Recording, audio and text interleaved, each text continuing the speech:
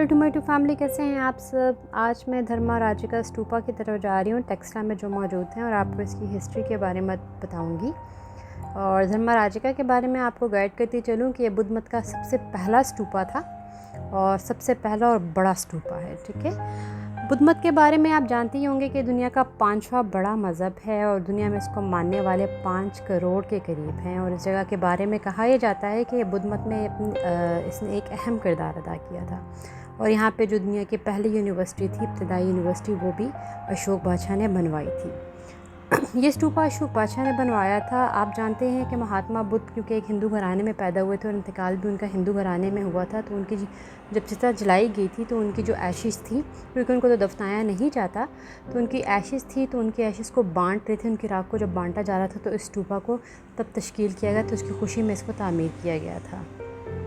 इस स्तूपा का नाम जो है धर्माराजिका इसलिए पड़ा था कि अशोक एक जंगजू बादशाह था और उसने अपने 100 भाइयों को तख्त को हासिल करने के लिए कत्ल करवा दिया था ताकि वो तख्त का एक अकेला मालिक बने। चुनांचे उसने कालंगा की एक जंग लड़ी थी और हिस्ट्री के मुताबिक 1 लाख या 1.25 लाख के करीब लोगों को उसने मार दिया था। इसके बाद अशोक की ज़िंदगी में एक बदलाव आया और बदलाव आने के बाद उसने कत्ल व गारत से तौबा कर दी और बुद्ध मत इख्तियार किया। जब उसने बुद्ध मत इख्तियार किया तो उसने फिर इसके इर्द गिर्द अपनी सल्तनत में पत्थर के सतून नस्ब करवाए, जिन्हें उसने एक अशोकी लाट के नाम से रखा और उसने महात्मा बुद्ध के अहकामात जारी किए। उसने जो बुद्ध मत के लिए खिदमत अदा की थी, उसकी बिना पर इसका नाम धर्माराजिका स्तूपा रखा गया था।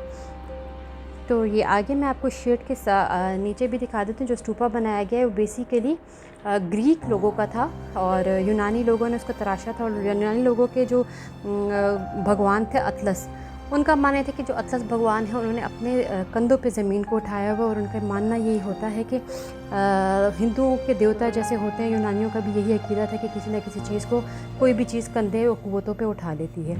सामने जो छोटे छोटे आपको स्तूपे नज़र आ रहे हैं, ये छोटे छोटे स्तूपा जो हैं इनको मन्नती स्तूपा कहा जाता है। और वहाँ पे जब लोग मन्नत मांगते थे, जो वो मन्नत पूरी हो जाया करती थी, तो उस पर ये छोटे छोटे स्तूपा बनाए जाते थे।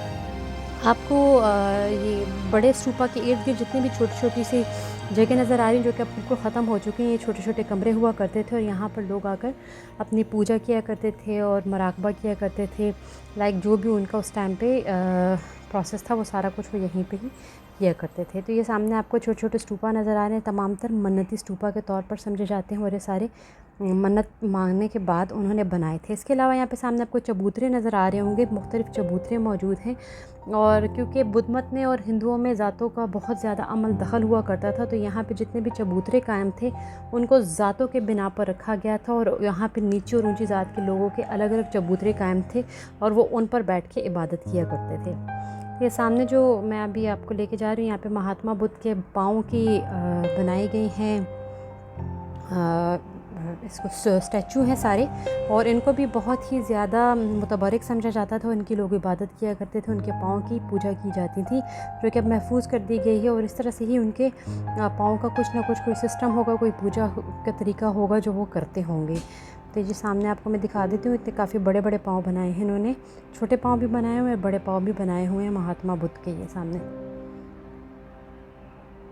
जी, तो यहाँ से आगे हम जा रहे हैं तो मैं आपको इनकी यूनिवर्सिटी दिखाऊंगी, जो कि यूनिवर्सिटी थी इनकी। यूनिवर्सिटी जो इनकी बनाई गई थी, जिसमें तालीम दी जा रही होती थी, बुद्ध मत की तालीम भी दी जा रही होती थी।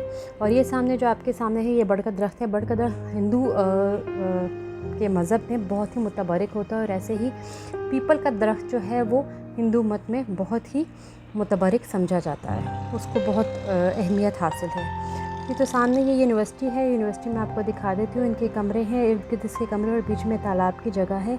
इस तालाब में वो लोग जितने भी लोग थे यहाँ की इबादत किया करते थे, तो यहाँ पे वो लोग सुबह के टाइम अपने तालाब में नहाया करते थे। ये तो यहाँ से आगे चलते हुए मैं आपको दिखाती हूँ, राइट लेफ्ट पे इनकी कॉलोनी भी थी, इनकी अपनी ही कम्युनिटी बनाई हुई थी, घर भी थे और लोग यहाँ पे रहा भी करते थे। और यहाँ पे एक आबादी भी थी, किसी दौर में ये बहुत आबाद शहर था। यहाँ से जी आगे मैं आपको यहाँ पे तालाब दिखा दूँ। तालाब जो है सुबह के टाइम यहाँ पे जो इनके पैरोकार थे वो आते थे, नहाते थे और उसके बाद इन कमरों में जाके इबादत किया करते थे और मराकबा किया हो करते थे।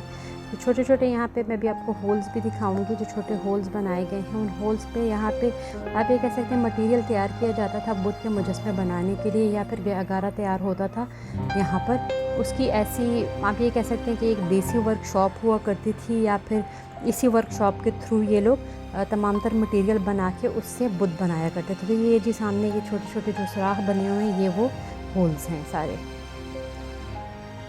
ये सामने धर्मा राजिका के हम बड़े स्तूपा के पास आ गए हैं, और ये इसके साथ छोटे छोटे जो कमरे बने हुए हैं उनके इबादत खाने हैं। सारे छोटे छोटे स्तूपा भी इसके साथ बने हुए हैं, और इसके साथ जो है बुद्ध मत के पैरोकार जो आते हैं वो 5 से 7 चक्कर लगाया करते हैं, इर्द गिर्द इसके गोल घूमते हैं अपने ही दीन के मुताबिक जो उनका दीन है।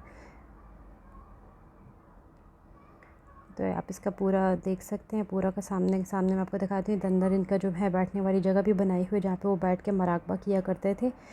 अब तो ये सारा कुछ ख़त्म हो चुका है, तबाह हो चुका है, लेकिन जिस वक्त था उस वक्त यकीनन ये बहुत आबाद था, बहुत खूबसूरत होगा, बहुत ही ज़िंदगी की रौनकों से भरपूर होगा। और आप जानते हैं कि ज़िंदगी हर किसी की ख़त्म हो जानी और हर कोई एक कहानी बन जाएगा।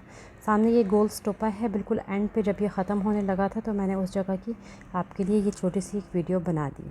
Thank you so much for watching. अल्लाह हाफ़िज़।